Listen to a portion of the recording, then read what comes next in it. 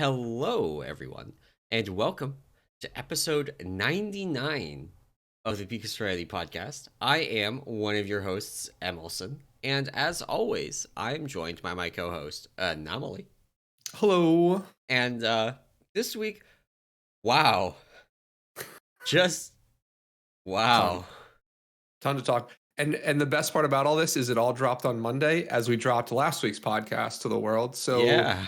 we look like idiots, like we didn't even know what was happening in World of Warcraft. But I yeah, no, a mean, bunch we of stuff didn't know it happened. was happening, but That's holy true. crap. So we're going to talk about all the stuff from this past week. We're going to talk about the cross-faction rating, the fact that we're getting 9.2.5 at all, which I had always speculated about. But now we've got confirmation.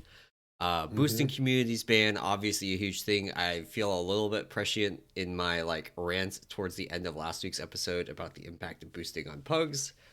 Also major Mistweaver nerfs. The death of a class of spec. Yeah. Yeah, Never going to take bad? another Mistweaver. No. Yeah, okay, that's what It's I not thought. that bad. Stories of our demise have been greatly. What is that saying? It's like stories of my demise been greatly overstated or something. So yeah, we'll talk about it though. Yeah. And then of course we also have some more news from the PTR that we will get through as well. But yeah. So we have a jam-packed show, so maybe we jump right in. To non big stuff. There's a couple of little things that happened last week. One was a pretty good interview. And it's up on Wowhead from one of the classic developers, Brian Birmingham. So Wowhead sat down with him. He's the lead developer, software engineer for World of Warcraft Classic, and they basically ask him a bunch of questions over, really mostly about Season of the Mastery and what they're doing there and how it came about. It's really insightful just to sort of read through, see like some of the behind the scenes decision making, and really some of like the excitement I think that at least the development team felt like when Season of the Mastery was at least well received, right? Yeah. The idea of like the changes in Molten Core, I think they talk about like the original changes were just we gave the bosses more health so that you could actually see more of their abilities, right? And rather than just zerging it down. And they got a bunch of negative feedback to that because players were like, we want more than just higher health mobs. Yeah. Yeah. So yeah, and they also talk a little bit about how they incorporate these new like mechanics into these old fights, but try and keep it within the realm of the old fight, right? So like they give a little bit example of Magmadar about how like he'll continue to resurrect core hounds throughout the fight, which is like reusing the big thing is like reusing assets, but also not making the fights feel like retail WoW fights, like something like an extension of a classic fight. So pretty good read, just in terms of like a bunch of different stuff. And yeah, it was a nice little, if you're into Season of the Mastery and sort of Classic, which played a little bit of, not a huge fan of Classic, I'll tell you. But if you're into that stuff, I think it's a cool little read. I'll give you a little bit behind the scenes. I've actually been meaning to go back and level a Classic Hunter. I say this having still failed to complete leveling my TPC Rogue. But I will say, I got my fishing up to 225 last night, so making progress. Not on leveling, but making progress. Numbers are going up somewhere, so that's the good thing. That is the good thing. Yeah, then we also got, kind of moving right along, we got a blue post talking more about tier tokens. So we talked a little bit about the leaks from lore last week, about the way that trading works for these. We got some clarification on that in this blue post. We also got the details of what the tokens they're going to use are. And I have some thoughts. Let's hear them. So the old version of tokens, there were 3 different tokens with 4 classes each. And these tokens there's now 4 tokens with 3 classes each. We're going from, what was it? Protector, Vanquisher, and Conqueror. Yeah. To Mystic, Venerated, Zenith, and Dreadful. And the setup of these, honestly, like, they say a thematic link, but I think the one that most people picked up on is the fact that there's virtually no armor type shared between the tokens. That's the thing that people picked up on.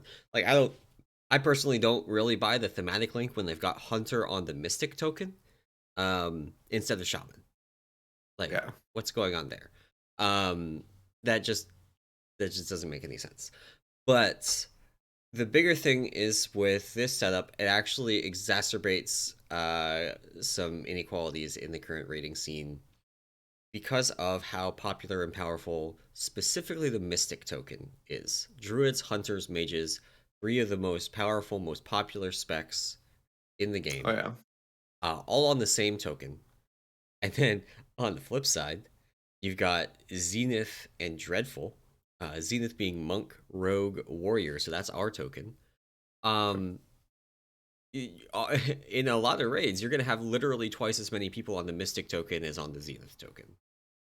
Yeah. And that was not something that was the case with the old token setup. And that's something that I personally am a little bit miffed about because the old token setup actually, based on the simulations that I had done, basically eliminated all of the inequalities in tier set acquisition rates. Like, it didn't matter what class you were, what spec you were going to get it at about the same rate as everybody else. You could still get lucky and get it sooner, or you could get unlucky and get it later, but it wasn't because of your class, it was just because you got individually lucky or unlucky. Right. With the new token setup, the that effect of like your class determining how quickly you acquire tier is back. It's not back in a huge way like it was when it was just class tokens. Class tokens were really bad. But it's still back to the point that, for example, the other raid team in my guild has 4 people on the Dreadful token and 10 people on the Mystic token. And that ends up being that basically the people on the Dreadful token are going to take an extra week to finish their tier piece on or their 4-piece set bonus on average. Yeah. Like, not literally a whole week on average, but it's like enough past, the line that it's probably like there's going to be a couple of them that are going to be slower just because of the class that they are playing. And that is just an enormous feels bad. So I'm not super pleased about that. It is still a significant, like, night and day improvement over the original, like, just dropping a class item. Right. So Yeah. this is still way better. And for most teams, like for my team, it's a very, very minor effect based on your class, like super, super minor.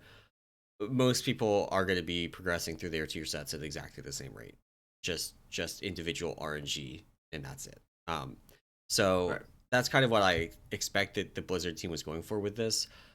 But really, the thing that I think people notice is that there's no armor types that are shared on these. So world first teams are going to have to choose on the second week whether they do tier token splits or if they do armor stack splits. And I don't know if that was actually the intent, but the appearance of that intent So funny. is a negative, I will say. But then we also got one more clarification about the way that trading is going to work for these that I'll touch on, and then we'll move on. You so tier pieces, you have to get a tier piece at that eye level in order to trade it. So, for example, it's not sufficient to get, for example, an LFR helm, and then use the fact that you have a Kel'Thuzad helm. I don't even know if he drops a helm. Shoulders. LFR shoulders and have Kel'Thuzad shoulders will not let you trade a normal tier shoulder. Right. You have to get the normal or heroic tier shoulders or mythic tier shoulders in order to trade the normal ones. So Right. it's fairly locked down in terms of ability to trade it. This doesn't super matter for most of us. It does impact world first teams, but for the rest of us, like, you probably weren't going to be trading a lot of these anyway. So, or you Right. weren't going to have Well, a lot of like extra people. Like, for my team, it would just be what slots.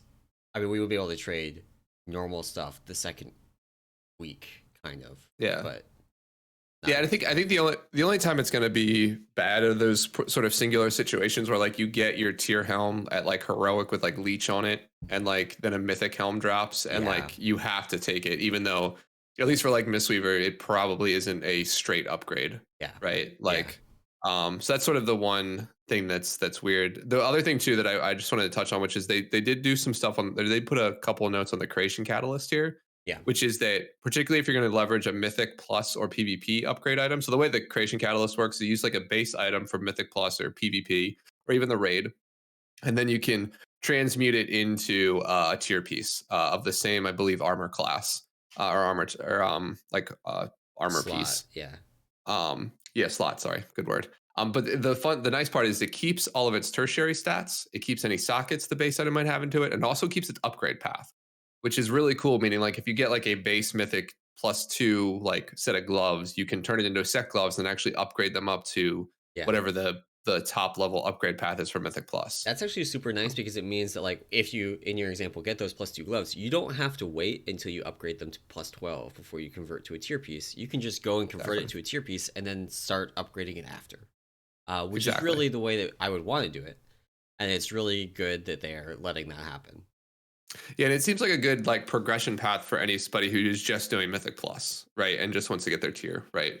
So um so Yeah. yeah, so that's sort of the other, I guess, the other piece about tokens that came out. And one more thing, I actually didn't put this in the notes, but Oh. Wowhead, and sorry, I Oh forgot to put yeah. this in there. Wowhead did a Yeah. bunch of stuff with the Great Vault. I don't know if you saw that Yep. post, but they did basically a bunch of data mining on like the percentage chance of getting a tier piece in your Great Vault.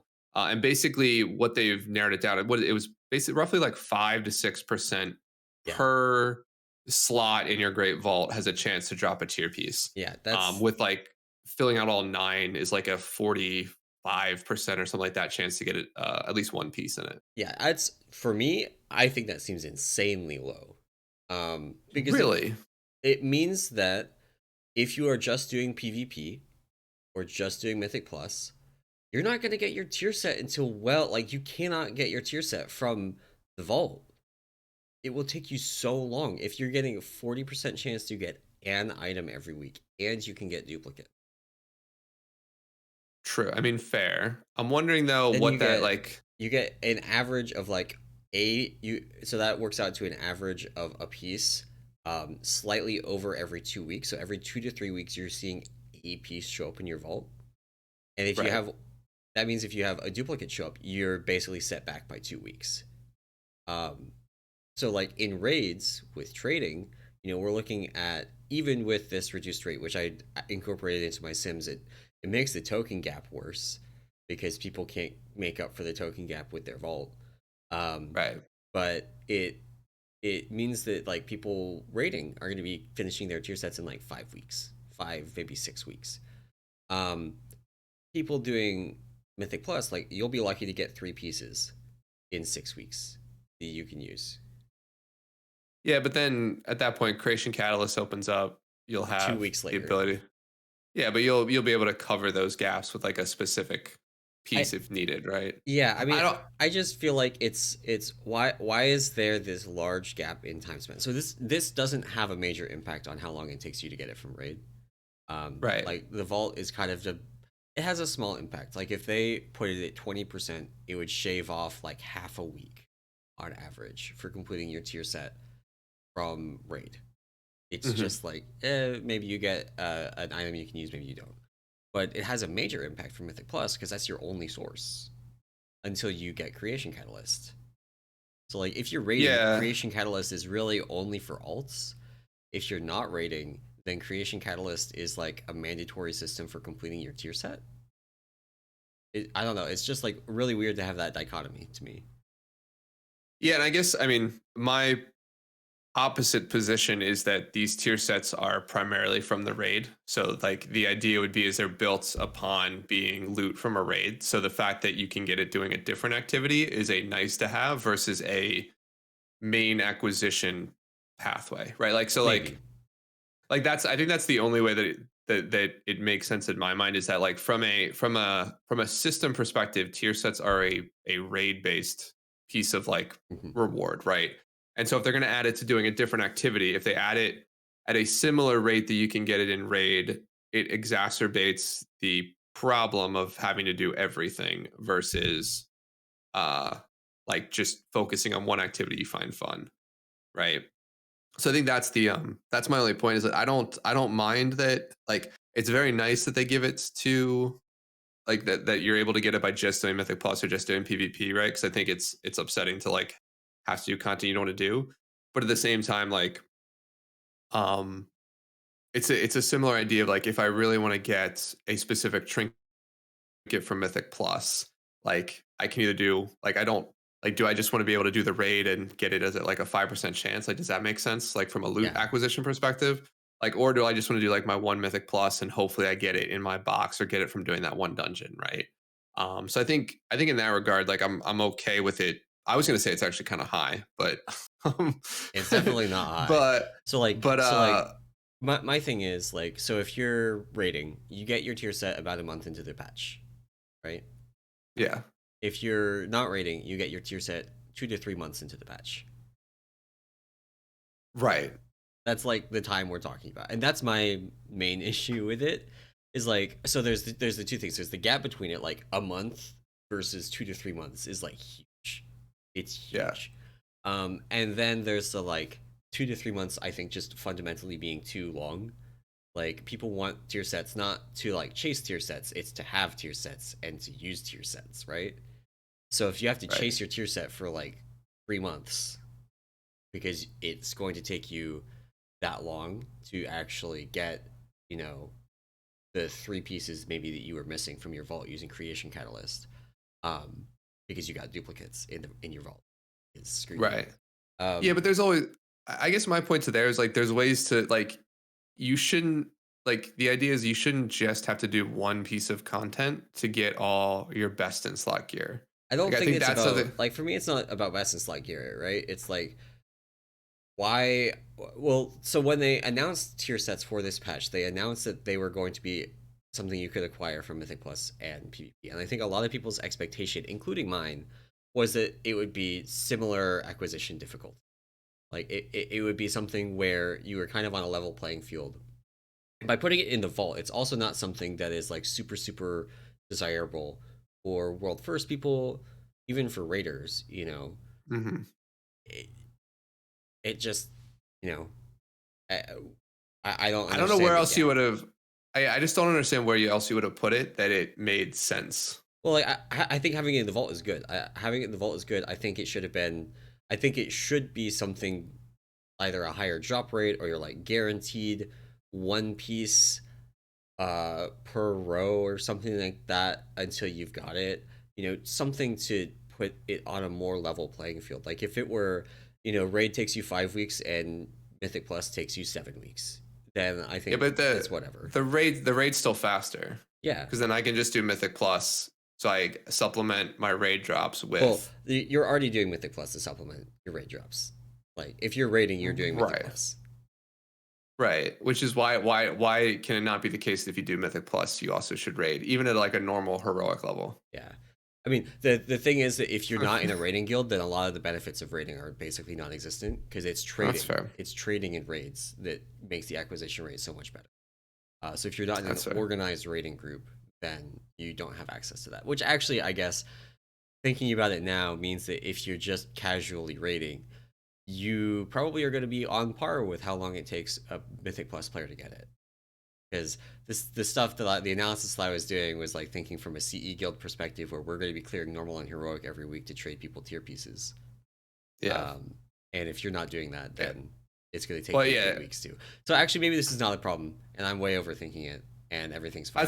That's a good point too. Yeah, because you're assuming that you're killing four bosses that drop tier every week, right? Which Yeah, is like not the norm, even for like a heroic guild, yeah, like for the majority of people right now. yeah, Fair enough. yeah. Eh, So yeah, we'll see how it plays out. I mean, it's nice that we now have like acquisition rates for all this type of stuff, and we can yeah, sort of see like how much you actually want to put into like potentially doing that like 10th Mythic Plus dungeon. Like, does it make yeah. sense to go from like what is it, 6 to 10 or 7 to 10, whatever? 4 to 10. 4 to 10. Okay, It's it a was even worse. huge As jump. you can see, I haven't done Mythic Plus literally in months. Yeah. Um, but yeah, So Zajai asks in chat, isn't that what the Forge is for? That being, you know, finishing out your tier set. And the issue, Zajai, is basically just that the Forge doesn't open until 2 months into the patch, is pretty much like what it boils down to. right. Having it open up so late is, I still think that's a mistake. I think that's a mistake because of how many people are gonna like fail to complete their tier set in 2 months and just unsub, right? That's my thing. I think. Well, I mean, I don't think the Forge is for your main. I think that's the point. The Forge is for your alt, so If you you're don't. primarily doing keys, the Forge is for your main. the Forge is how you finish if you're a main. Maybe. I don't. Yeah. I don't want to spend too much time because I think we talked about this the other week. But I think for me, the Forge is more just like. Yeah, for you and me, the Forge is for our alts. Yeah. 100%. 100%. Yeah. Cool. I didn't even put that on the notes, and that took a little bit of time to get through. So the next big topic or post from last week is boosting communities are now prohibited in World of Warcraft is the title of this one. Yeah. And yeah, so Blizzard banned boosting communities. Basically, I mean, if you guys aren't aware, haven't heard of these things, it's a sort of like a group of people that sort of centralize the act of selling progression to normal people for not normal people, but just for players for gold. So like you could find these communities, they'd advertise, hey, we'll get you, CE, we'll get you mounts, we'll get you specific gear, we'll do Mythic Plus runs, all for the exchange of gold. And they sort of centralize it all. So you could, as a player, have a level of trust with this community saying, like, okay, if I give these people my gold, they will do what they're telling me to do. And there's always and in a lot of these communities, there was like a reporting system where, like, if you as a person who paid didn't get what you were asked for, you could report the runners. There'd be repercussions for those runners. Similarly, like there was sort of all that sort of feedback and back and forth. But yeah, Blizzard banned them primarily because it sort of I guess created an issue in the game that many people pointed towards the game was pay to win, right? Where the idea is you could, because Blizzard had included something that you can convert real money to in-game money, or and vice versa. It created an idea that, if you didn't have a bunch of time or didn't really want to put in anything, or really the only way to do this, because nobody pugged, quote unquote, no one pugged anymore, was to pay somebody to run you through it, right? And that was sort of the path of least resistance. So this has been an enormously hot topic within my guild over the past week because of a couple of factors. First off, we did sales. We did quite a bit of sales. We have a guy on our guild that runs sales. So we're pretty connected to that. Second, we're on a small server, like very small, like problematically small. Cross realm advertising is banned right now, as far as we can know, which means that if we want to sell, we can only sell to people on our realm, which may be a problem because there may not be really people to sell to, which is then a major problem because that completely cuts off a lot of our gold income because there's also not people to sell materials to. There's not a lot of people. Like, if we can't get gold, then we also can't do the thing that we did in previous patches for Legendaries, which was transfer guild banks with materials because we can't get the gold on other realms to do it. So there's like a whole list of issues, and then there's like just the materials cost of Legendaries being so high that farming all of them ourselves is kind of impractical too. There's layers of problem from this for us, but on the whole, like, even though I think this is problematic for my guild, I do think this is a net positive for the game. Yeah. And I think I don't think there's any one thing that like boosting communities really did that by itself is worth this,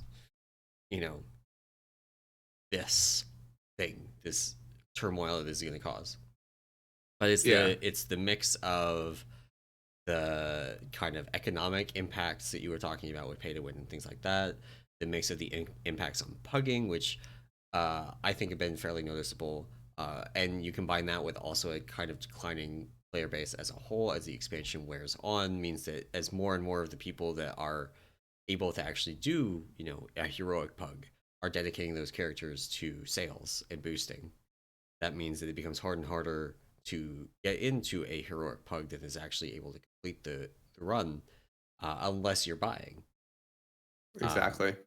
And then there's things like trade chat being completely like uninhabitable.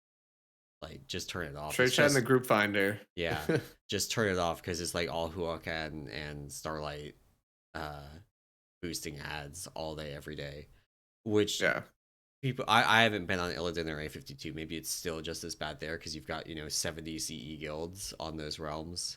They're going to be doing their own advertising now potentially. Right. I doubt it because honestly, people don't like advertising. Not seeing advertising. People don't like sitting there in Orgrimmar doing the advertising. It's work. It's just work. People don't like doing it, which I think means that we're going to see a lot less advertising in general. But yeah, I mean, like when we typically, like with my guild, we normally sell like end of expansion mounts is sort of like the way. So we did like Nihilotha sales and yeah, the stuff previous like Jaina mount sales and stuff like that. And we used to pay people just to advertise. Like as a guild, like we got a cut, like the bank got a cut, the guild got a cut if you're in the run, and then the advertiser, the person who pulled in the person, got a larger cut because like finding people is just so awful. yeah. Like to do this. We have the same setup. You know, there's a guild cut, there's an ad cut, and then there's player cuts for participating in the sale. Yeah. Yeah. So I mean, but in general, I think the ban is good. Yeah, one of our raiders was actually banned as a part of this. He is pretty well into sort of the boosting community. So yeah, one of his characters, one of his accounts got banned. We did not eat any bans from it, but we had a couple of people that had just signed up to do stuff with Starlight more at like a more involved level. And then this announcement happened. They're like, "Oh well, that was a waste of time." Yeah, now we're done here. But yeah, no, I think in general this will be good for the game long term. I think right now it's going to be a little bit rough, but it'll probably return. Like, 'cause that's the one thing I think that is generally missing that we used to see. At least I remember seeing a lot of was like you get like weekly pug runs where like you'd have a leader or like a group that would run a weekly pug every week at this time, and like you sort of got to know the people that were going to run at that point. So I know that's kind of gone away with boosting, but I mean maybe we'll see a resurgence of like Yeah, the Friday night such and such run, right, or whatever it ends up yeah. being. So I think there's other things that have hurt hugging as well. We're like I said, this has been a huge topic of conversation in my guild because of the realm that we're on. yeah, And one of them is like this tier in particular had a lot of bosses even relatively early that were very pug unfriendly. Stuff like the dispel coordination on Remnant that is actually kind of difficult to do without voice comms. yep, If you're in a heroic pug, it's very easy to just get stuck on Remnant because your healers can't coordinate their dispels. And then of course there's Painsmith. Just like there's Painsmith. there is. But so that is an element of it as well because it's not like in say Nihilotha. Well, Nihilotha was special because by the end of the expansion, you could like have 20 people that just pressed one over and over again and clear the raid because of corruption. Oh yeah.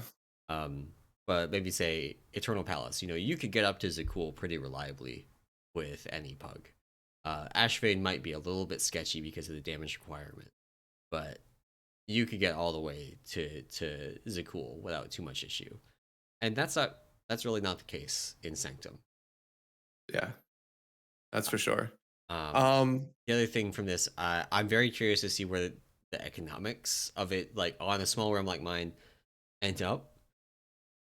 Because we inherit a lot of the pricing from bigger realms because of the fact that like effectively gold on Turalian is gold on Illidan, right? Because people just transfer stuff flowed so freely because of all of the boosting guild banks moving around. Materials would go with those guild banks and get sold. So the prices were very similar despite the fact that supply and demand were very different. So I'm curious what will happen with that. If maybe people will notice the fact that it's more worth selling materials on our realm now, and maybe our materials problems will go away, or if materials will continue to be extremely low supply and just like awful expensive. We'll have to see what happens. Yeah, I do not envy you at all being on a smaller realm with this. It'll hit us on Mal'Ganis a lot less, right, than you guys. So Ewok the Great in chat says that A52 trade chat is back to anal spam. So it sounds like cool. nature is healing. Yeah, they're back to their roots. I love it. I love trade chat. So yeah. Oh man. Yeah. All right. Well, boosting communities, no more. Oh, I feel so bad. Not really. I'll say one more thing and we'll put a pin in this. Yeah. This is the first time that I've been in my guild that we have seriously discussed doing a guild transfer. Oh, okay. Like because of this. And we're waiting to see what happens with the economic impact of this. But if it's bad, once the mass transfers that they announced come out, we're probably moving. Yeah, you'll probably see as a result of this a lot more of that, where like guilds like yours, it can sustain themselves on a small server due to the fact that you can transfer gold so easily and like you can get it wherever you want. Yeah. Yeah, it's definitely gonna be tougher. So that's for sure. Yeah. So. All right, well let's hit a couple of PTR updates, and I'm actually going to do these in reverse order. So I'm going to hit the first one last. I think we'll talk a little bit about that one, but there's a couple quick things that happen on the PTR. First up is they added account-wide Soul Cinder transfers, so now you can transfer Soul Cinders. Good change. Yep. Along with this, they also added a new way to acquire legendary powers that take Soul Cinders. So now you basically have three different options to buy old legendary powers that you can't get. Well, you could get, but they require running old raids. So you have like the offerings, the Korthia stuff, which I think is just research, and then now you have Soul Cinders to buy all three. So a couple different ways to get your old legendary powers, plus Soul Cinders being able to be transferred is cool. To be fair, I never luckily for me, I only ever needed one legendary, so I have like 0 Soul Cinders. I have enough to make one more legendary. Yeah, so I had the bright idea of getting my conduits through Torghast, and so that means I have effectively infinite Soul Cinders on my monk with nothing to do with them. Nice. So this gives me something to do with them. I can transfer them to my other characters and use them to make legendaries, which is really nice. It means that basically, I need to double check, but I'm pretty sure I don't have to run any Torghast at all anymore. Oh, nice. And, just period. I don't have to do any more Torghast ever, because I got so many on my monk. But I gotta double check the math on that, because the new currency also comes from for the 9.2 legendaries comes from Zereth Mortis, so you can get it without doing Torghast. So I could just not do Torghast on my DK. DK Torghast sucks. Don't do it. Yeah, it's a pain. Yeah, I have to do a little bit more Torghast just on my monk just to get some other covenants up, but we'll talk about that in a second. Why we have to do that. And then the other big change that sort of came out on PTR this week is the way you actually get rep at Zereth Mortis, which has a bunch of people up in arms. So the previous way that you generally got the most rep was by doing sort of daily quests and the campaign and things like that. And what they've affected any world quests that are there, right? What they've effectively done is sort of lowered your world quest reputation, but increased it, or now it not increased it, but now it also drops from doing rares, which people are upset about for some odd reason. I mean, that was obviously everybody's favorite part of Korthia and the Maw was doing rares for reputation. Everybody loved that. Yeah, but it's okay. So here's the thing that I think WoW players, and I say this in the nicest way ever, me being a WoW player, just like to complain about some things, right? But also, have you seen the amount of rep you get from a rare? It's like 15 or 20. It's like nothing. Yeah. So for context, the reps that people complained about in Classic for being super grindy, you know how much rep you got from a regular mob kill? It was like 1 or 5, right? Yeah. Generally 5. So you could pull 3 regular mobs, kill them in 10 seconds, move on with your life, and have as much rare as one of these or as much rep as one of these rares is going to get. And so this quote from Wowhead just hurts my soul. Killing all 29 rares in one day will grant 495 reputation with the Enlightened. That is so not worth it. Oh my god. It's not. And people are complaining about it, but to me, this is the type of thing that you reward the players that want to play the game the most, right? No matter what they did with rares from a reputation perspective, it was either not put any reputation on them and then people complain that, oh, I only have to play the game for 15 minutes to get max rep. This sucks. Or put it on the rares and people are like, well, now I have to kill every rare every day. I'm going to be so far behind. I'm going to get a rep. It's just going to be this stupid guy. And so it's there's no winning in this scenario, right? The only way that I think you win, and I bet you people would still complain about this, if you were like, all you have to do is kill every rare once and you get exalted and you are done. Or it's not even that. You can either kill every rare once or do daily quests for 2 days in a row, then you get exalted and you're done with the zone. That's the other option there, is to just basically make it a joke to even do, right? So I don't really think so. So I think the time gating on the, so like basically they took the rep from the world quests, which are clearly marked in the zone. You go and you do your world quests. It doesn't really matter when you do them as long as you get them done. They're just daily Yep. quests. You go and do your dailies, you're done. Fine. And they took that and they put it on rare mobs. So now, in order to get your rep done for the day, if you have like a goal that you're working towards, um, you have to go do your world quests, and then you have to try and get as many rares as you can. And stuff like the rares in Korthia that had, in some cases, hours long spawn schedules meant that you may not be able to actually get your rep done in a timely manner. Now, that is, of course, if you have a rep goal that is beyond do the dailies. Um, Right. and unlike Korthia, where in Korthia, all of the dailies contributed effectively nothing towards the rep that you actually cared about. The dailies in Zereth Mortis do contribute to the rep you care about. So this is slightly different in that regard, because like the only way to get rep with Archivist Codex in Korthia was to do, you did the 4 chests daily in the Maw or in the Rift, and you did rares. That was it. That's all you could do.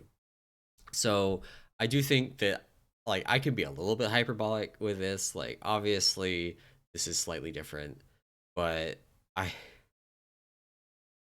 like I would much rather them do something like just give us a daily or a weekly that's kill X rares, and you get a, you know, instead of it being, you know, kill Oh all yeah. 29 rares for a measly 500 rep, you know, you get a daily that is, you know, kill 2 rares, and you just do it while you're doing your other dailies. Yeah, I mean, and I'd be fine even if it was like a to that point like a weekly quest to kill like 15 or something. Mhm. Like we had to average like 2 a day, right? Yeah. Um, and that way you could bang it out early, and then all you have to worry about is doing the daily stuff, or you could wait till like a weekend and track these things around. I think the idea though, and maybe like that's I guess the issue that I have, which is the fact that in WoW nowadays, like there's such a, and this WoW head post is actually contributing to this, Mhm. right? Yeah. Yeah. And it's the final section where they're like, if you do, and they basically break it down, if you do everything every day and you get all this rep, you'll complete this in this number of days. And it's like, if you do nothing and none of this and just your dailies, you'll do it in this number of days. And it's like, look at the big disparity. Well, it's like, yeah, there is a huge disparity because one person put in 6 hours a day more than you to get something done. So of course they're going to get this done sooner than you. I do And I think think that, like, okay, honest to God, if you are putting 6 hours a day into working on a rep, you should finish it in like 3 days. I disagree. Only because, and this is the reason why I did Winter Saber Rep in Classic, and I spent 8 hours a day for an entire month to go from neutral to exalted with those fuckers. All right, and that is my barometer, right? If you want to go from neutral to exalted with someone, it's 8 hours a day for an entire month. That's the bar. All right.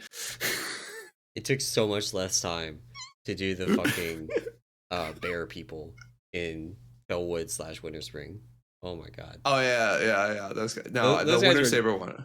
the Winter Saber one was like a unique hell though. That one should Because not be the it was barometer. quest based. It was quest based. You had to do 3 quests. You ran. They were all the way in the north. You had to run all the way south, kill mobs. There's other people in the area killing mobs. You had to kill them because they stole your spawns. I have PTSD from that. Like, swear to God. Like, Winter Yeah. Saber is a zone I don't do anymore, and I think it's a really pretty zone. I just don't go there because of this. In any event, that's like my barometer for like an actual like rep grind. Is that like if you want to put in the time, put in the time, but like don't like the way that a lot of this stuff is written. It's like, well, I'm going to be so far behind, or I'm going to be Yeah. under leveled or Yeah. underpowered because I don't do this. So And look at all the this is tediacy here, right? this is also missing the rep from the actual campaign quests in their Right. calculations, which is fairly significant. Panthea has been doing some testing on it. Apparently, they've been getting different numbers when different people do it, which is kind of concerning. I don't know what's going on there. Oh yeah, I've heard that. So I can't give a number on what they actually are going to give because I don't know, because I've heard like 4 different numbers now. Um, so we'll see. We'll see. But I really do think that if you're putting this much, like if they have something that lets you put a bunch of extra time into a rep, you should be able to just get it done. Just let me get it done. I would love to be able to do a long weekend when the patch comes out and get my rep done. That sounds That's fair. great. I mean, I do not discredit as that's something to be done. I just like I don't understand people who complain about this and then who then don't actually go out and kill these rares. Right? Like that's the other aspect is like the majority of the voices that are going to yell about this are going to be also the people that kill like maybe 3 or 4 rares a day. Yeah, like if if killing all 29 rares a day got me exalted in a couple days, a few days even, maybe even a week, if I could get exalted by doing this on 7 days, I would take that first weekend of the patch and I would be killing 29 rares a day. But I'm not doing It's that true. for 15 rep a piece. That's fair. That's fair. The That's fair. reward is not commensurate with the effort. Also, I wanna quote this Bruce Step from chat. Anom has a boomer barometer. Look, man, it was tougher back in my day, all right? It was uphill in the snow both ways. Trounce around. We didn't have shoes, all right? We didn't have flying mounts, ground mounts. You get dazed. I couldn't afford an epic ground mount, so I was riding at 60% Maybe if you through spent your Winter Saber. time, maybe if you spent your time grinding the epic mount before you worked on the Winter Saber rep, you would have gotten it done in less than a month. So the story about this, by the way, too, is the only reason I did it was because I was a gnome at the time, and you need to be exalted with Darnassus to actually ride the mount because it was a night saber. Yeah. And so the only reason I did it was one of the guys in my guild said I couldn't do it within this time period, and I said I Oh could. no. And if I did it, he would pay for like you do Oh cloth turn in. So man. he paid for all the cloth that I could turn in to get the rep that I needed. So that's one of the main reasons And I I'm did it. I'm guessing he paid it for all of that cloth. You succeeded, right? Yeah, I Yeah. did. Yes, 100%. Yeah. Like with like let's just say it was like it wasn't as close as in my mind. It was like I did it within like the last 4 hours, but it was probably like a couple days. Like I did it midweek and like the weekend that it was due like maybe at the end of the weekend. So That's yeah. awesome. That's actually awesome. But yeah, that's so in any event, I agree, Bruce Step. I am old and I feel like things should maybe slightly be hard in this game. But I just yeah, the whole whining about not whining, but like the up in arms about this stuff, like is just I think a lot of it's from people who weren't going to do this anyway. And I think the other thing is a lot of people see this and they're like, I have to do this. Yeah. And like There's you definitely don't have people like to. that in my Yeah. guild. And it's the same, in some ways, it's the same people that are looking at legendary crafting in 9.2 and going, I am going to need 47 legendaries on my one character so I can craft and recraft and recraft and recraft and recraft max level legendaries after every single tier piece drop. It's like, no, you don't. Yeah. Use your old one. Use a low eye level one. Exactly. It like literally you can do a sim and the DPS gain from going from like a 262 to 278 legendary or whatever it is like 20. It's Yeah, it's fine. minor. Just don't Minor at bankrupt best. yourself. Oh my god. Like pulling teeth sometimes. No, agreed. All right, well, let's move off from this little rep shenanigans because we actually got some interesting things to talk about, Right, and so what we do are you well want to into hit the pub. first? Let's do the Mistweaver stuff because I think Okay. I made an announcement in the announcement chat in Peak saying this was our final episode because Mistweaver is dead as a class. I don't feel like continuing. They ruined Sinister Teachings. I guess in all seriousness, there's a couple of changes to Mistweaver or sorry to Monk in general up on our legendary powers. Our legendary power, and then also a Necrolord ability. I'll cover the Necrolord one. It's basically that they've increased the damage and healing effectiveness to 40% from 35, and the ability can no longer crit. From a Mistweaver perspective, less of a concern. The ability already could not crit, at least from the healing component of it. So That's actually minor, if any. super Sorry. interesting because like this is huge for Brewmaster and Windwalker. Like Windwalker, I think this is a PvP nerf more than anything else. It means that you can't high roll into, for example, a a Chi proc on your spinning crane kick. You crit on that, then you get a bone dust proc, and the bone dust brew proc also crits, and so you go from like 1 damage to like 3,000 damage on that proc because it gets multiplied by Chi, then multiplied by the crit, then multiplied by bone dust brew, then multiplied by the crit. Yeah. So, and then for Brewmaster, it matters because of Stomp. Basically, like you could really high roll with Necro Brewmaster on Stomps. Like if you invoke Nizao, you get a good Stomp, it crits, bonus root Bone Dust Brew procs and then that crits, like you are rolling in the damage. Right. Yeah, so this definitely is less of a concern for Mistweaver, but yeah, I think a larger nerf to you guys. So I can say I don't know if for Windwalker, I believe they're looking back towards Kyrian more often now, but Bone Dust Brew still being good for AoE. For Yep. Brewmaster, this basically means we are going to be playing Kyrian for raid. Bone Dust Brew already, like Necrolord, already kind of niche. The inability for it to crit, like the 5% damage bonus doesn't really make up for that. So this is Mm-hmm. a net nerf to the ability for us. So it just further pushes us into the Kyrian camp. Gotcha.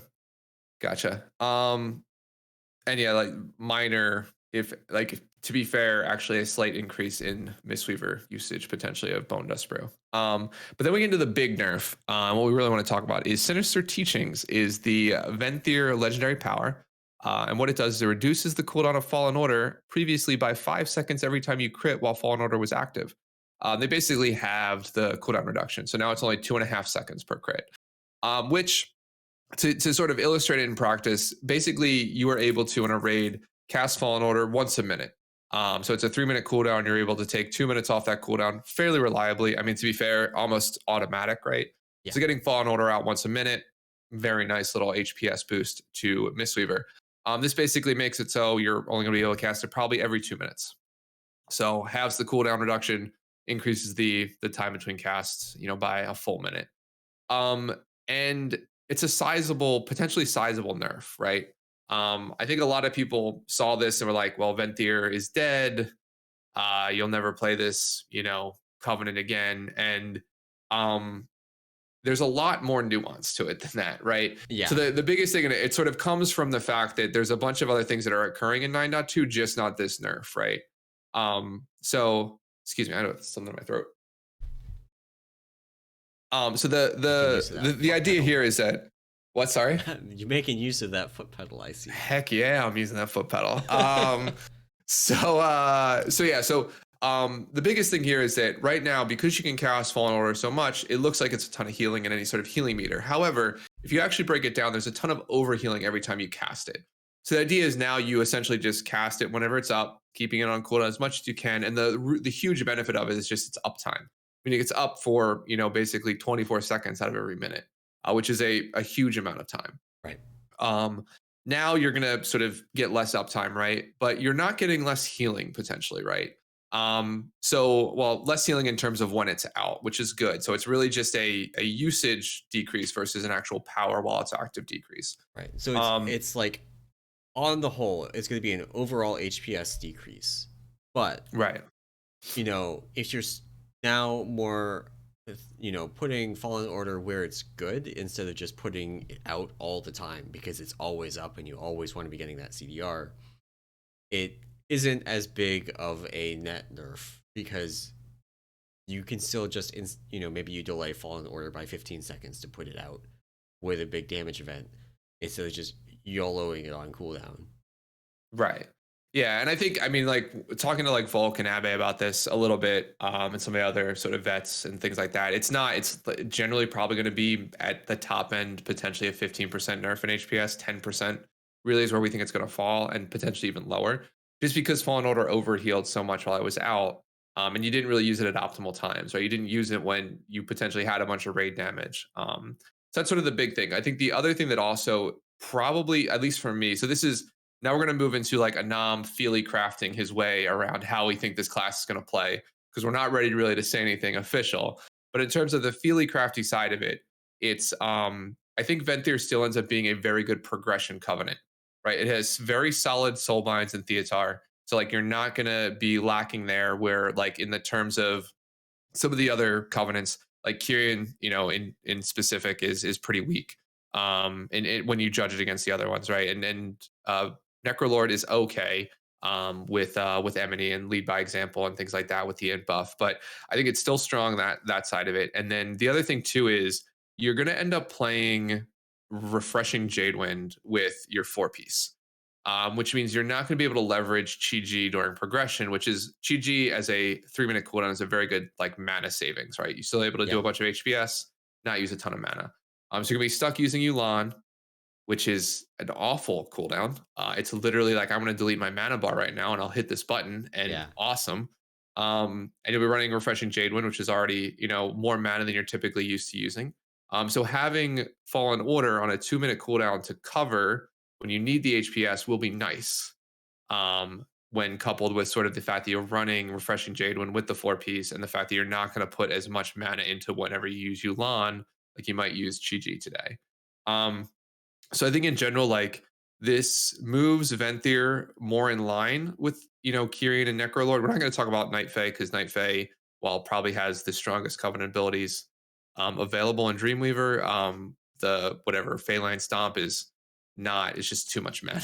Yeah, I mean, so from a Brewmaster perspective, like I think Night Fae has been the biggest disappointment of the expansion, where like everybody loves Phalanx Stomp. It's just a fun ability.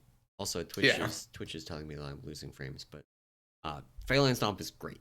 Phalanx Stomp is looks a cool. cool looking ability that has a great sound effect, great animation, feels good to push the button until you see the damage number, and you're like, why did I bother? Yeah, It's exactly. so lackluster. Night Fae is, for Brewmaster at least, entirely propped up by Nia's spiked bursts.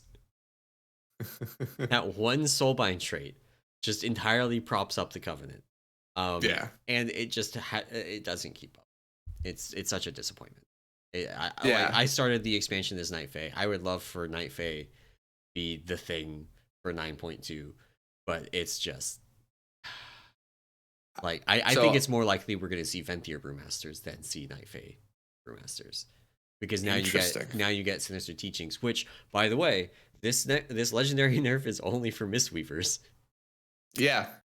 I guess that's the other thing too, that it doesn't come out. Yeah, this cooldown reduction is only for Mistweavers. So Brewmasters and Windwalkers keep their 5 second.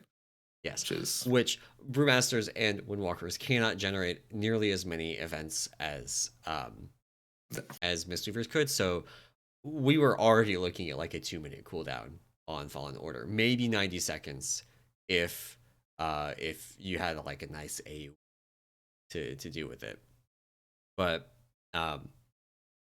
yeah, it's I think it's more likely that we will see Venthyr Brewmaster than Night Fae Brewmaster, which is such a disappointment because Fallen Order is so much less interesting than it. Yeah, it does not look as cool. But no, I think that's a big thing to keep in mind, is that this isn't the death of Venthyr, I'll say, as an option. It's also not the death of Mistweaver. Like I think we'll still end up very strong in the HPS department. We just won't, So be able to cleave with one button. I'm gonna pull up some stats from Warcraft logs real quick, just to kind of illustrate, like, if this is even a 25% HPS nerf, I think it's actually not the end of the world. Because if we look at this, is Soul Render Dormancy. So obviously, like, Disc Priest is good despite the low HPS because it brings so much else, and it's got burst healing and all of that. But literally, if Mistweavers ate a 25% HPS nerf on average, they would still be number one on this chart. If I pull up Sylvanas Windrunner, 25% would put them down here. They would probably not be an optimal pick there, because then they're doing less HPS than a Disc Priest or a Holy Paladin. But we don't think this is a 25% HPS nerf. Your estimate there was like 10 to 15%. Yeah, and that's at the high end, I think, too. So and I think the only one where maybe it could be a bigger HPS nerf is Guardian, because of how much damage goes out on that fight. This one, legitimately, you get so much value from Fallen Order if your healers like let you, that it could legitimately be a much larger HPS nerf on this specific fight. And even then, like, Mistweaver is so far ahead that I think it's probably going to be fine. Yeah, no, I mean, there was definitely, like, while it's cool to be overpowered and like have an ability that just you hit and you feel super powerful, it was just way too strong as a Covenant and as a Covenant legendary. So yeah, it was. I mean, I don't know if I would have gone to 2.5 seconds. I think 3 seconds might have been a little bit more appropriate. 3 seconds is the original value, by the way. Yeah, which is hilarious that they've gone under it. Um, and so yeah, but I think we're still out on just so now that my Feely Crafty's out of the way, where I honestly I think at this point, unless something changes, I probably still play Venthyr for progression, at least personally. Um, but now it's out of the way. In terms of like choices or where you go from here, I think we're back to a 9.1 type sort of recommendation, which is like, to be fair, pretty much any covenant is usable as a Mistweaver. There's not a clear winner. I think each of them have their own um, sort of like niches or like play style things. I think the only one that really loses out is going to end up being Night Fae.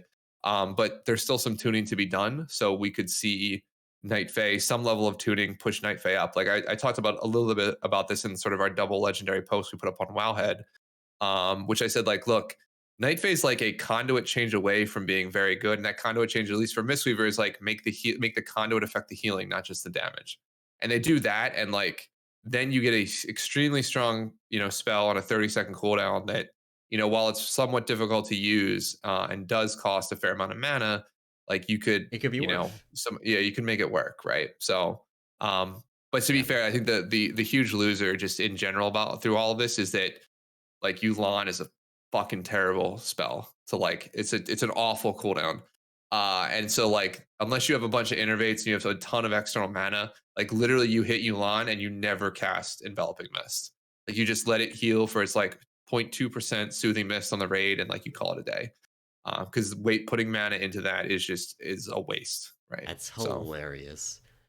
Man. It's too expensive. Like maybe you cast 1 to 2 envelopings, but like it's a 25-second buff or something like that. It's active for that long, something like that. And you can't cast enveloping mist even like every 6 or 8 seconds. Like so, and then like the other part of it too, which is the crappy part, is if you play Kyrian and you get call to arms, You get whenever extra you Yulons that you then don't use. well, and the best, it's half effectiveness. So like enveloping breath is half as strong, it lasts half as long. Like everything is halved. Everything is halved? Yes, That's that's not how it the works for awful part. Brewmaster. Yeah, no, that's how it works for Mistweaver. Yes, everything is like halved based on Fuck. which is makes it like then why do you don't even care about that at that point? Yeah. That's wild, Yeah. actually.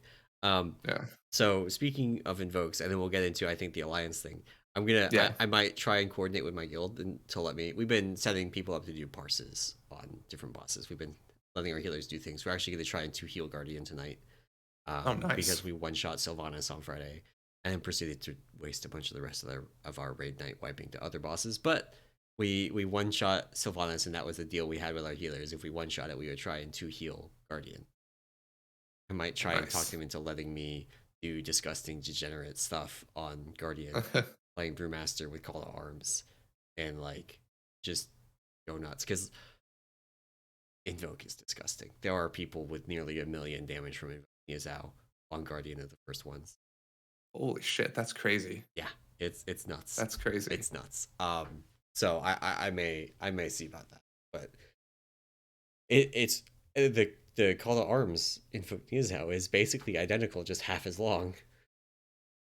So the effectiveness is halved on ours. So it's great. It's Blizzard really loves Mistweavers. Super loves them. So no, but I mean we're not dead. I know that made that joke, but yeah, I mean we need some sort of change. So we're still planning to run one.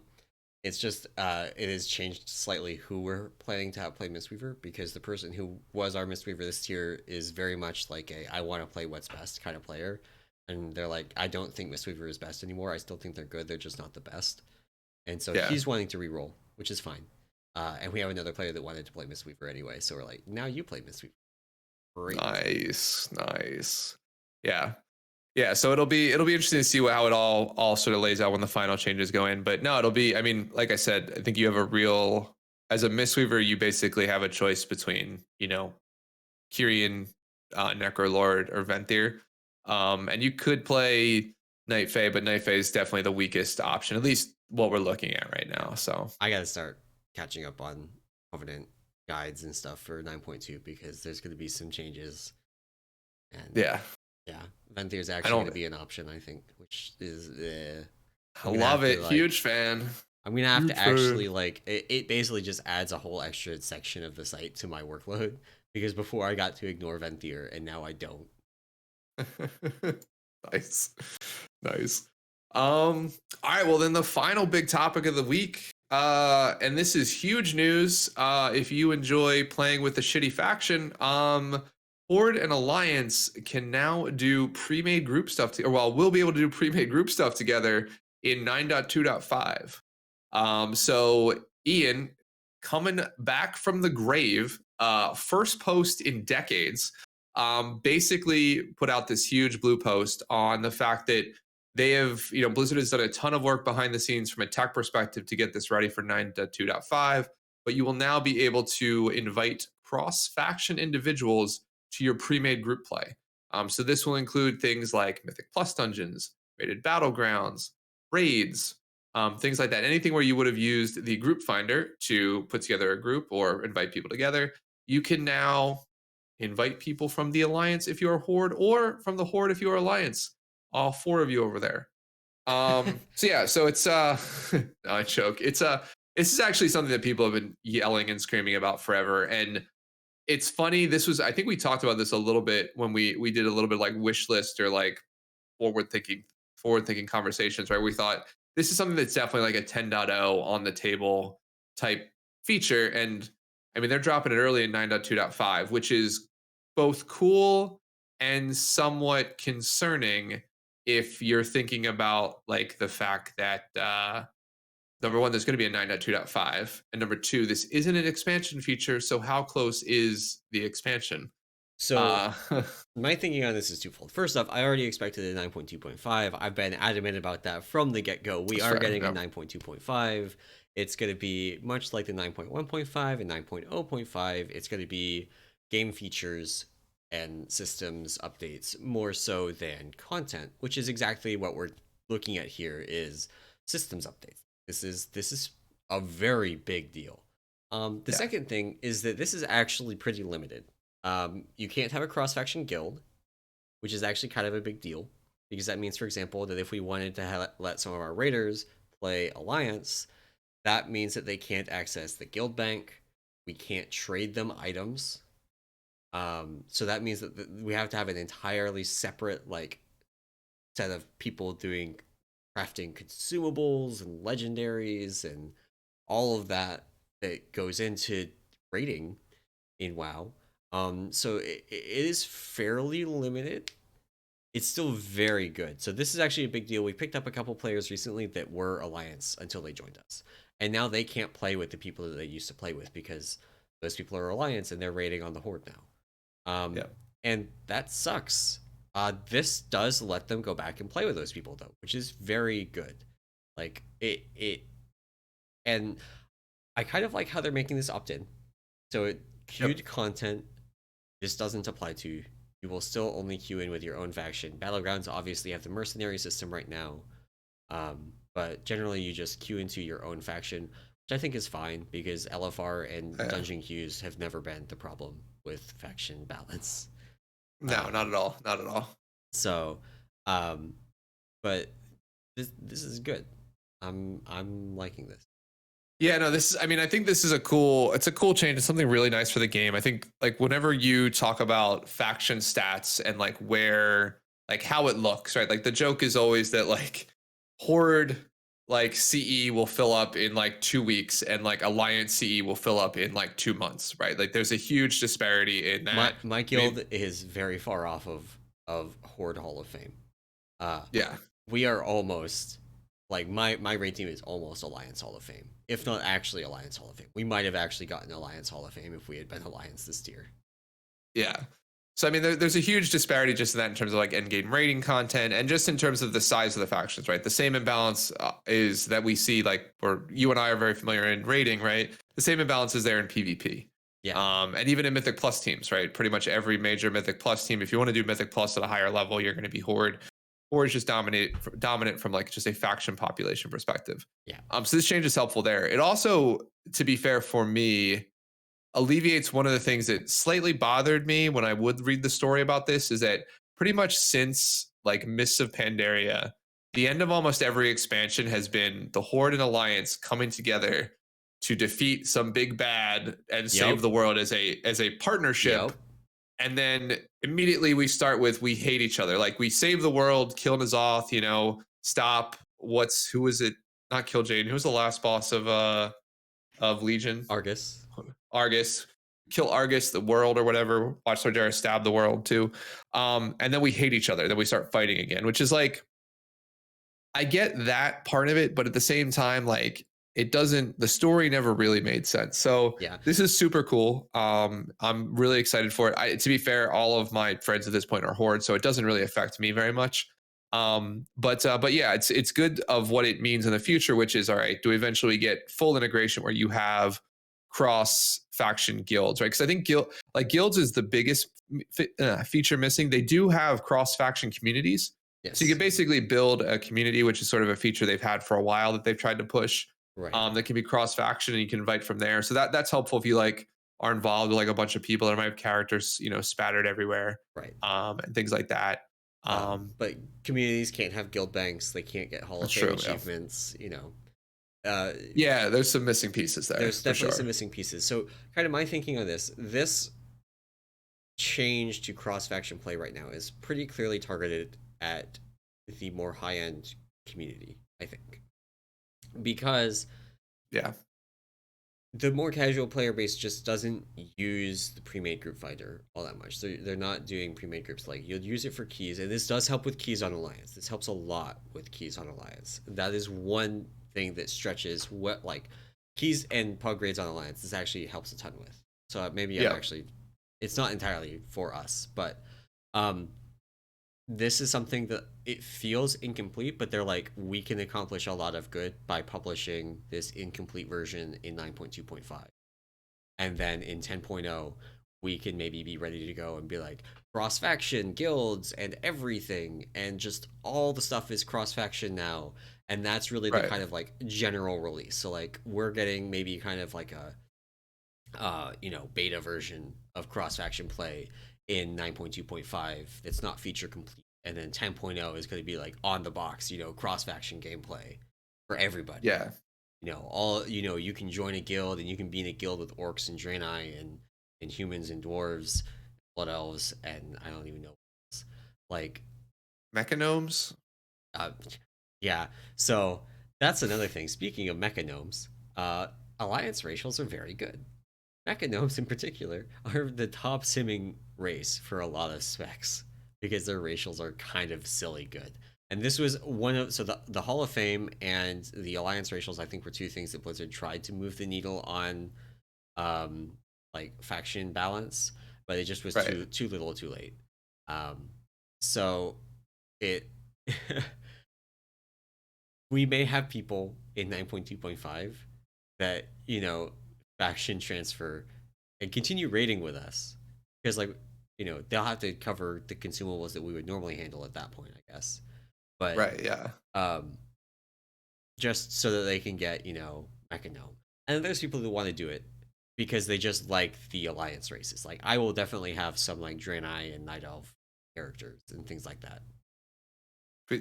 Those two? Yeah, those two. Don't fight me. Oh yeah, you're gonna say gnomes. You don't even get to talk. You're gonna talk about gnomes. Of course, it's the best Alliance race. The mechanomes, the rego gnomes, they're all good. No, maybe this is the last podcast. It's true. It is true. No, so yeah, I mean, I agree with everything you said. I think this is an awesome change.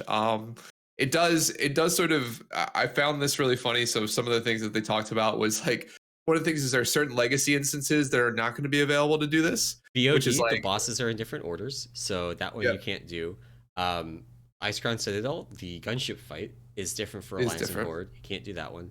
And there's one other one that they mentioned. I don't remember what it was. Trial of the Grand Crusader. The PvP fight is different. Quote unquote PvP fight is different. Yeah. There's probably a couple other different, like even dungeons probably too, where like there's a difference in the way that the dungeon acts, or like how the mechanics of it work. Yeah. Or like story through it, based on your faction. But yeah, like this very much seems like kind of a pre-release, still got some rough edges, but the really enfranchised community is going to super appreciate it kind of release. And then Yeah. we'll get a more general release guilds version of it in 10.0 would be my hope, my kind of expectation on this. And maybe Right. we don't. Maybe they look at this and go, this has been really successful. There's not a reason for us to invest the extra development time to make guilds cross faction or whatever in 10.0. But I would hope they do, because it would make the logistics of just like running a guild a lot easier for me. Right. But yeah, I'm Yeah, and super, it'll super happy about this. yeah, and I'll be super interested to see how they potentially like going forward, how this works with like certain areas that have traditionally been like alliance only or horde only. So typically like capital cities, right? Yeah. Like, does this change any of the dynamic there, or is there sort of like a, maybe not a suspended disbelief, but like a general game understanding that like, while you as an individual player can be friends with the opposing faction, Yeah. as a general idea, the factions are not friendly, right? Yeah. Or like they're somewhat friendly, That right? is how this So initial version is going to work. Like, you won't be able to yeah, go into Stormwind as an orc and expect to not get instantly murdered by the guards. But who knows if that's going to stay that way in 10.0. So, right. Well, there's also a ton of like my little brain thinking about the ways to grief people is like, because you remain hostile outside of oh, an instance to anybody in the opposing oh. faction. There's a real fun thing where you could like just summon in people to like quote unquote go do a key and just kill them over and over again in a meeting stone. I mean, imagine, so there I are would do meeting that. stones in both Orgrimmar and Stormwind for the Ragefire Chasm and Stockades, respectively. How many people actually read the zone name on the summon before they click it? I just accept it. Yeah, I just click real quick. So even So if yeah, I'm being in a group makes you friendly to the people in the group, if you get summoned to the stockades, I know for a fact there is a guard stationed right next to the meeting stone. you don't even need a meeting stone. You just do it with a warlock. You can summon them in like the Yeah, middle of Ogrimmar. Oh yeah. gosh, all the possibilities. Or So the bottom. Oh, you could put them in the lake. Oh, I guess they could mount and get out of the lake that's in yeah, the you whatchamacallit want to area of like Ogre. drop them on top of guards. That's what you want to Yeah, do, yeah, because then yeah, yeah. they get Oh, put in that'd be combat so while they're good. loading into the zone. They can't mount up. They Yeah. just probably die before they get out of the loading screen. You know, they're Oh, this fun. sounds like They're a fun. great patch. Like World of Warcraft players, super friendly. Nobody will actually ever do this. I mean, this just Luckily, reminds nobody will me grief of, anybody. and like maybe this was just a private server thing, because I definitely was playing Burning Crusade on a private server. But we would go to Netherstorm, and we would get out on the rocks, and we would drop a closet, so it was like angled like as far over as it could be, and summon people, and they get summoned straight up and down, and but they get summoned to like the center of the lock closet, and so they would So get they summoned and slip fall on. to their death. So we did something similar, except we did it in Ungoro. Okay, And yeah, there was a lake in Ungoro where if you swam to the bottom, you couldn't swim to the top before your breath meter ran out. So we yeah, would say like, hey, we're summoning to like Ungoro to do like devil swords or something. yeah, And we'd summon people to Ungoro, like, or lower levels, like, hey, we're gonna get you this really cool loot. And yeah. we'd kill them Yeah, and over and over and over again. Warlocks, by the way, had maybe still have unending breath. Yeah. So you would cast it on the people that were doing the summoning, so you wouldn't run out of breath. And then the people who were getting summoned, they would get summoned in. They would be on a loading screen. Their breath would start ticking down, so they would run out of breath well before they reached the top of the lake, and would probably drown before they could get out. They did 100%. We had 100% success rate with that one. So yeah, I was not the nice, like old me in WoW was very much the type of person where if I could, yeah, Boomer or Nom, laugh at someone's misfortunes, I was laughing at someone's misfortunes. and this is why I don't feel bad about laughing at your experience with the Winter Sabers. God, I could still, the beads, man, the beads that came off. I had so much fire water too. Yep. My gnome was like 8'6" at all times. Yeah, no, that was, being a warlock back then was good times. I was a warlock too doing this because I got essentially almost a Oh, free that epic was the mount problem. anyway. Yeah. Yeah, yeah. So, but yeah, no, it was good. But yeah, this cross faction stuff I think is going to be super cool depending on how far they take it. I think this initial thing's really cool. It does come into like a couple of questions, like how does this work with cross faction like mythic rating, right? So like today, like you can't do cross realm mythic until Hall of Fame closes, but can you do cross faction mythic if they're on the same server? Right. Right. And that's something Um, like it's not going to matter for this patch because it's going to come out after yeah. Cross Realm Mythic Open, almost certainly, unless 9.25 is like really early into the patch cycle, Yeah. or 9.2 is super late, which let's not bet on that one. Um, Mostly because I don't want to win that bet. Yeah. um, but so it's not going to matter for this patch, but that's definitely something for 10.0 that they have to be thinking about, right? Is like, we've got this restriction. That's actually another thing. Okay. Kind of in this same vein of just like reducing barriers. Um, I would like to see them go to the heroic lockout system for Mythic.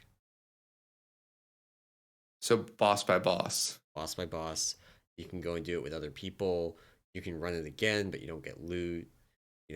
All this stuff. I I maybe I don't know how I feel about that. So The only so my thinking on this yeah. is basically like when, a friend's, messages me and goes, "Hey, do any of your players have alts that they can bring? We're down a person for raid tonight."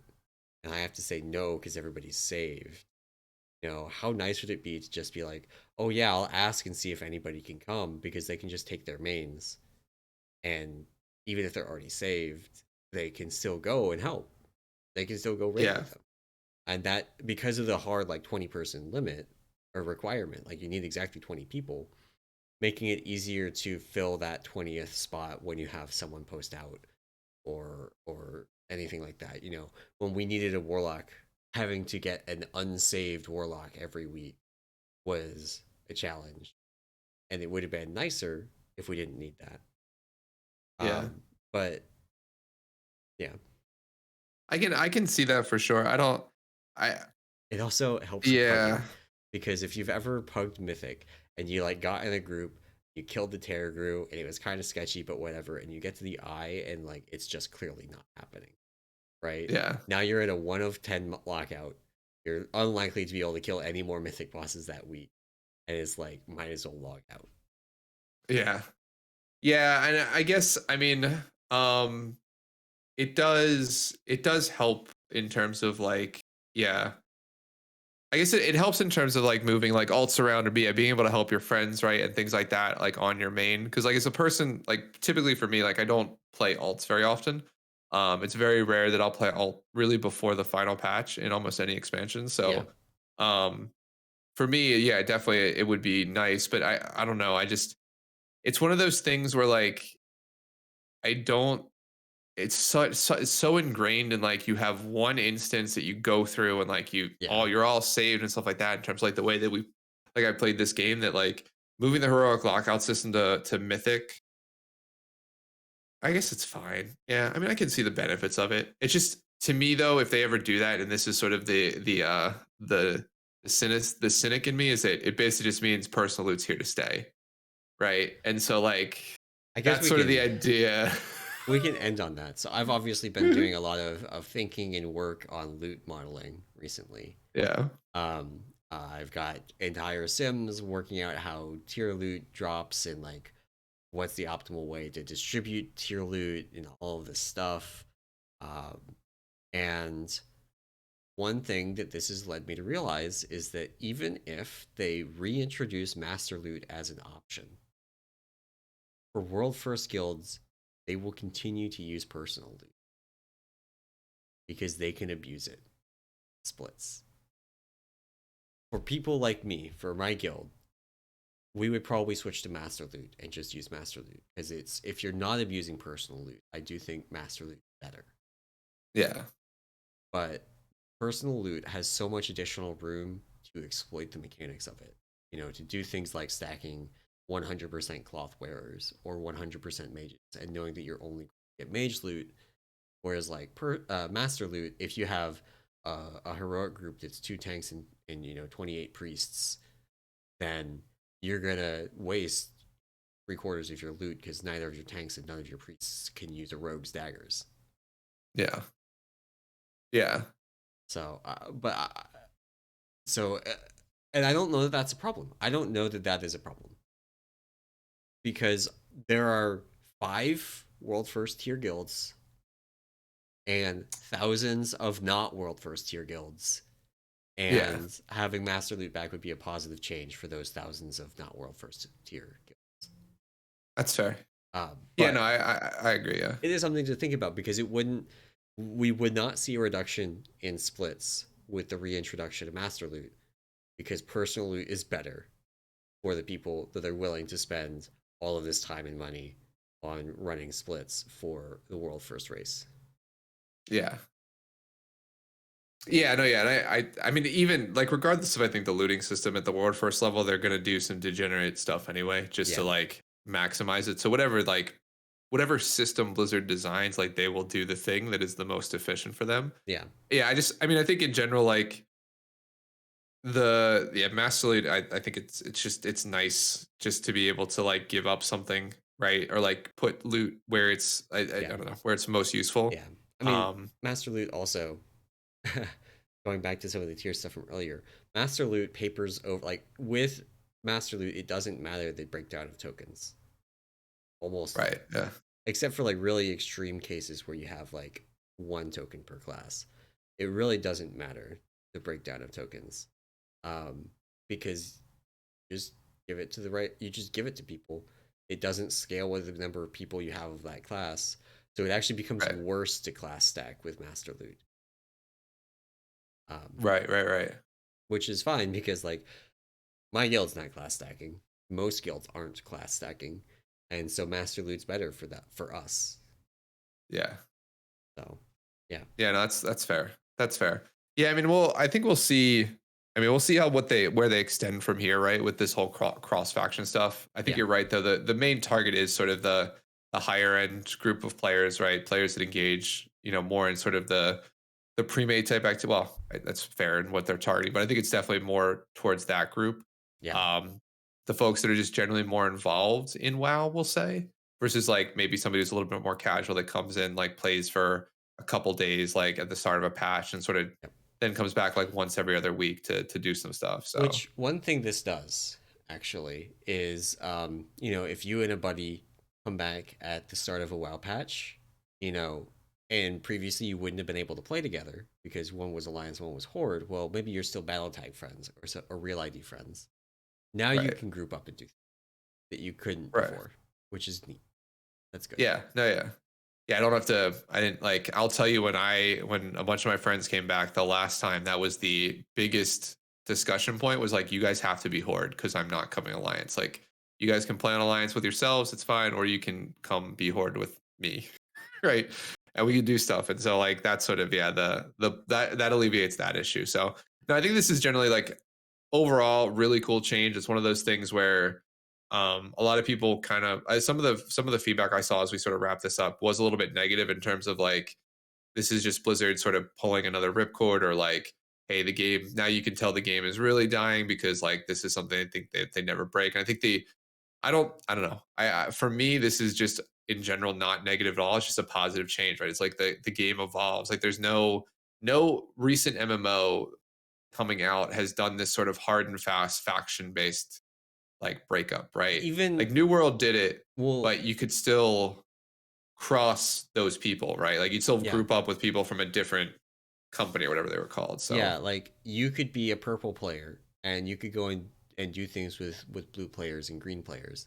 And yeah, even though you were different factions for PvP purposes, you could just group up and go and do things. And exactly. that's really what we're getting here is like the ability to group up and going and doing things, which like I play with war mode off anyway, so this is just strictly positive for I me. play with it on. Yeah, no, screw that. Get it, you get extra stuff, you get extra AP. There's The no numbers go up AP faster. anymore. Whatever, anima power. There's anima power. Yeah, it doesn't matter. It's fair. Fair. I think I'm over 100. So okay. To get rid of some. No, yeah, but yeah, no. Ultimately, super positive. I think. Yeah, I think we're on the same page. Super positive. I'm super Yeah. excited to see how far they extend it. This So is the most excited I've been for a change in WoW. I'm trying to think of the last thing I was this excited about. And I honestly there may not be one. Like this is monks. such When they put monks in the game, I was not super excited for monks. like Monk is something that I didn't play until Legion, really. Yeah, fair. Yeah, new blood. You don't care. You're not a lifer. I was playing in BC, so technically not a lifer, but I was there. I'm kidding. I was there. But yeah, I don't know.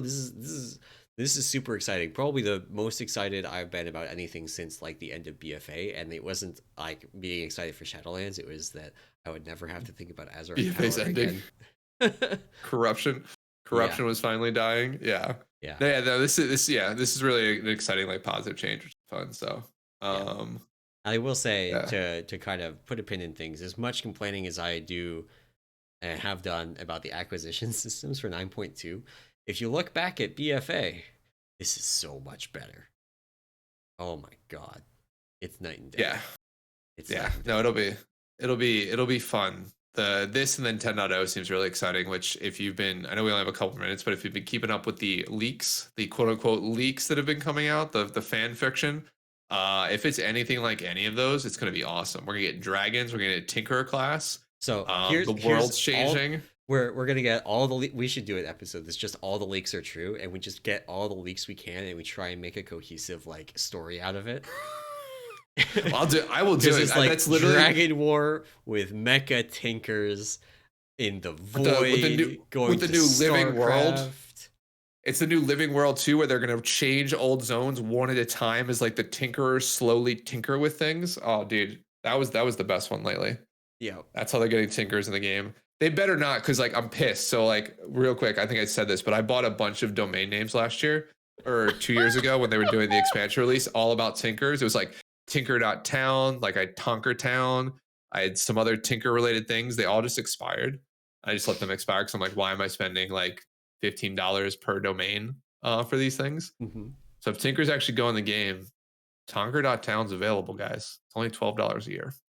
But yeah, all those now have expired, so they're free to be picked up by anyone who wants to sit on some weird domains about Tinker. So great, so, yeah. Great. All right, but I think that is going to wrap up today's episode. Very very exciting week for the game.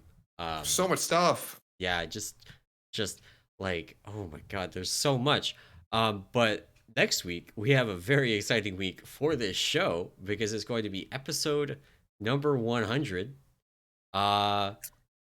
Something that's been literally like half a decade in the making. Yeah, because of how inconsistent the schedule for the early episodes was. But maybe we grab Babs next week and we do a big episode 100, whatever. Maybe we just get Babs and actually talk about Windwalkers for once. Maybe that's our episode 100. Nobody's playing that class. Dead class. That's back. That's back. Yeah. But yeah, it's exciting. It is very exciting. But that is it for our show today. Thank you all for watching and or listening. And if you enjoyed this show and you want to support it and the other work that we do over on the Peak of Serenity, like those Covenant guides that we were talking about earlier, you can do that over at our Patreon at patreon.com/Peak of Serenity. And of course, we would encourage you all to come and join our Discord. It's a great place, Patreon or not. There's a lot of great people in there. The lounge channels are great. The questions channels are always active. If you have any questions, this is a great place to get them answered. And of course, your weekly reminder that the Brew Lounge is the best lounge. That's it for the show today. Have a great week. See ya. Bye.